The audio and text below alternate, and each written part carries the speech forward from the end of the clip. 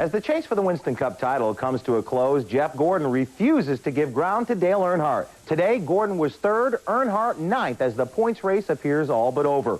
Mark Martin picked up his 17th career win on the day his best friend, Ernie Irvan, climbs back behind the wheel. Here are the highlights from the Tyson HollyFarms 400.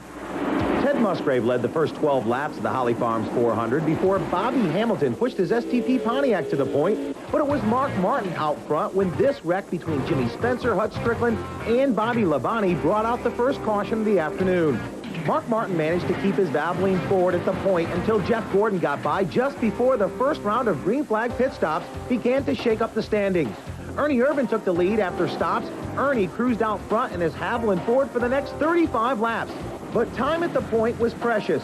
Martin, then Dale Earnhardt, then Dale Jarrett, and Ricky Rudd were all able to make it to the front before the halfway mark. In fact, 19 lead changes among 13 different drivers by halfway.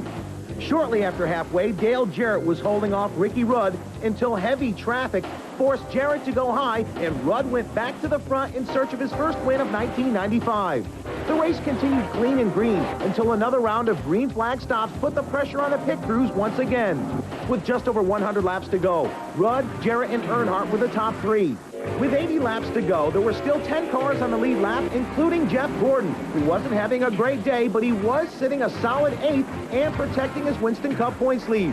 Meanwhile, it was then that Dale Earnhardt dropped the cylinder and went out of contention.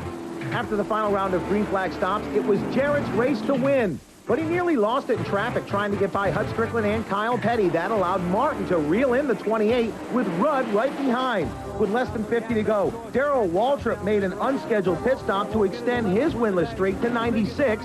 Suddenly on lap 369, Dale Jarrett wrecked to bring out the second and final yellow flag. That set up a sprint to the checkers that would not include Ricky Rudd, who had to pit twice for loose lug nuts. Martin led the field with 25 to go. He was followed by Wallace, Gordon, and Terry Labonte. Martin was never challenged over the final laps, and the outside pole sitter went on to grab his third win of 1995. Rusty was second. Gordon finished third.